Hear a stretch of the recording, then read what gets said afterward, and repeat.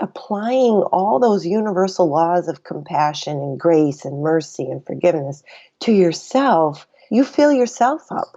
And then you're able to provide that to everyone you encounter. This podcast encourages and empowers you to create your own unique real story, develop your own unique real statement, and discover your own unique real self. The power is yours. Good morning, Kristen Darcy. Previously, episode 680 of the 12-Minute Convos podcast. It's been just 2 years, 10 months, 20 days, 20 hours, and 30 minutes since we last had a recorded conversation. Being of service are these small acts. And once you get that awareness of how that energy comes back to you, it's selfish a little bit, but it fills yourself up by doing something, act of kindness for another. That was then. This is now. Kristen, how are you doing today? I'm doing wonderful. Us early birds are up and at it already. Yeah, it's a great way to start the morning. It's like having your morning vitamin of a conversation. So I'm glad to be here. I'm excited. Yeah, let's dig in. The last time we connected, there was a lot going on. Great conversation. The book was out, right? Yeah. And then we were covering what you were doing in two spaces, all that's around marriage, right? Right. Give us an update. What's going on, please? Well, it's been amazing. I'm still helping women and men in the creation of family or family in transition. I absolutely love what I do.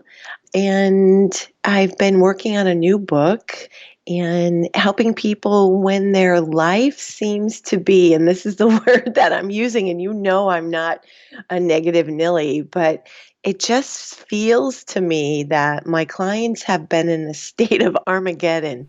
That's the word that we've been using, like total bottom falling out, transformation, uprising, energetically uprising. It's a lot, right? When two people get together, I think in any space, after time, when you add time, the challenges begin. So tell us how it's been and how individuals are reacting to the space that you create for them to heal. Well, I think the concept I feel that all of us need is forgiveness, self-forgiveness, and then forgiveness of others. And a lot of us, I think, come from our upbringing, like it's one and done, but it's not. It's secular. That, this wound or trauma or betrayal or abuse, regardless of what that abuse form comes at, we feel like our healing is linear, like on a straight line. And when you approach your day with a mindset of, I'll move through this day with grace and ease, and apply that to yourself first, not in a narcissistic, I'm better than anybody else, but really applying all those universal laws of compassion and grace and mercy and forgiveness to yourself, you fill yourself up. And then you're able to provide that to everyone you encounter. And I feel like my work for this year, for 2019, has really been sprinkling in new strategies of forgiveness and how you land in that for yourself and use that. That has been the most powerful, I think. It's great to see how the concept of gratitude has evolved into the concept of understanding the value of forgiveness. I too as well agree, and I believe that we're very tough on ourselves, especially the younger version of ourselves, aren't we? We are, and so harsh. Some of the language that we use internally and externally for ourselves is really filled, and I'm so glad you brought up the gratitude, with a lack of gratitude that of everything that we do each day and how we are so capable and amazing. And when I work with clients who have gone through the trauma of divorce and their relationship changes, and then when they start to maybe decide to put their toe in the water and date again, it's such self-critical talk that blocks their heart from opening. And so the gratitude and forgiveness and compassion and mercy, and I know the last time we spoke, we talked about my mom. My mom's life was challenging, and she never lost her sunny disposition. And way back when I was little, she taught me, and I'm still a learner of her ways, but she would look in the mirror and say, "My goodness, son, look at you. Look at how beautiful you are." And she would be on her worst day and she would still use affirmations of love for herself and be able to serve in a capacity that I still admire her ability, to work in the soup kitchen and run a nursing home and run her family, a single mom. And maybe just the first step would be to use that loving kindness, gratitude voice to yourself in the morning. Here we are, both early risers, and put your feet on the floor and say thank you. And I'm so grateful for everything. And then when you have a misstep, say, I'm going to learn from this and forgive myself and bless myself, and then visualize what I want to happen in my life. So much of what you're speaking about carries with it the notes of what is important for the spiritual being, who you are as a spirit. How have you used that specific principle in helping you be more, Kristen? Well, to me, I think that was a big learning this last 10 years of my life, that we are so divinely connected.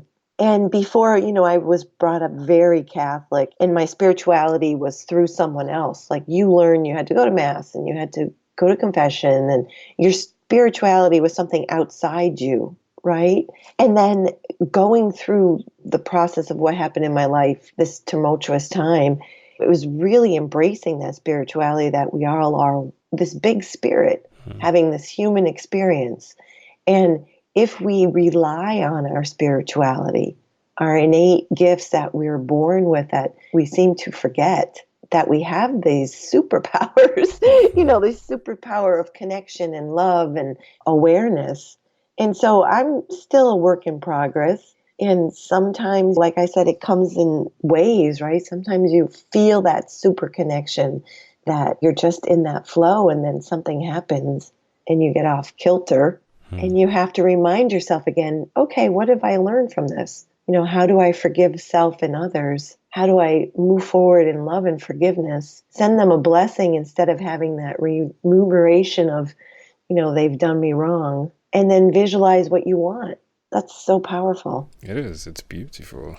Your children, 2 of them, how have they been affected by everything that's going on? I'm guessing now 21 and 16, yeah? You are so amazing. Yes, 21. I can't believe it. You know what? I say to my son, go, little birdie, fly your wings. Because he's a man now. He's 21. I miss that part of that connectiveness of when they're little, you say, oh my gosh, if I could just get through this day or get through this time. And in a blink of an eye, they're 21 and they're out in the world and he's at school.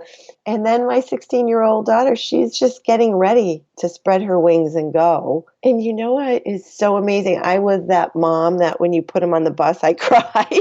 I wasn't the, oh my God, summer's over, get on the bus. When I bring my son to the bus to go back into Boston for school, I still see him like this little 5-year-old with his backpack getting on the bus, and I cry. I look at them, and at the end of my life, that's my swan song, my children, for being good humans. So I look at them and think they're good humans. You've done well. Again, it gives great pleasure for me to have the opportunity to call in and reconnect and hear that you have continued doing what is core to you. And I believe one of the things that seems to be core to you, your mother, your family, is that you work really hard. Like, you get work done. Your mother did it with the soup kitchen and the food pantry. Here you are. Of course, you were doing it with the preschoolers, right? At that time. Yeah. And you've continued to work. And I think sometimes in hindsight, or in fact, at present, we don't see and we don't reflect all that we've accomplished. But it seems to me you've accomplished a lot. So well done. Well done. Oh, thank you. You made my day. What a wonderful, beautiful compliment. Thank you so much. You're welcome. You're welcome. Now, one of the things we forget in life, and of course, you've been able to see what death brings us. How do you have that conversation with yourself from the perspective of the possibility of we die today or tomorrow, and are we accomplishing what we should accomplish? I'm okay with that concept of, not being physically in the body, because I don't believe we're far away when we're not. Mm-hmm. And there is a sense of urgency now to make sure you're doing what you need to do to complete your agreement to come here. Because I believe all of us have a responsibility and a gift to share with each other to make this beautiful earth a place of great goodness. So I hope my legacy will be that of great love like my mom's. I hope my legacy would be of great kindness and fortitude and doing unto others as you would have done unto yourself. So I'm actually okay with that. I miss her terribly. I miss her physicalness. I miss talking to her. But I know she still goes on in every part of who she's touched. So I don't know if that is what we're trying to get at, but I'm okay with transitioning to the next part of this great journey. That's great, Kristen. Again, this is such a great pleasure. Where's the best place for someone that's listening to connect with you? I would love for people to visit my website, KristenDarcy.com, and take advantage of all the goodies, because I love getting goodies. So there's downloadable products for a gift to you, and to sign up for a 15-minute laser session to see if we would be a match to work together. That's great. Kristen, again, this is a pleasure. Before we leave, is there anything else you'd like to share with our amazing audience? Just know how amazingly special you are, and that you're doing the best you can each and every day, and give yourself a pat on the back more than once a day, and let yourself just be in that amazing energy of who you are. Kristen Darcy, my friend, thank you for being on What is Inspired by 12-Minute Convos with Angel Jones. This podcast is produced by Pod Edits. Visit podedits.com for professional podcast publishing.